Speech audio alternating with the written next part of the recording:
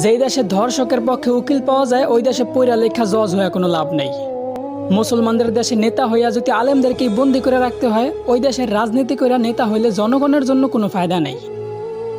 ৯৫% মুসলমানের দেশে যদি মুসলমানদের কষ্টগুলাই তুলে ধরা না যায়, ওই দেশে নামি দামি সাংবাদিক হইয়াও কোনো লাভ নেই। বলি জাকাত না দিয়া সুদ খাইতে খাইতে দেশটারে করছো ছারখার। এখন সূর্যের তাপ গায়ে লাগে তাই তোমাদের বৃষ্টির দরকার। আলেমদেরকে বন্দি করে আবার আলেমদের মাধ্যমে আল্লাহর কাছে বৃষ্টি কামনা করলা।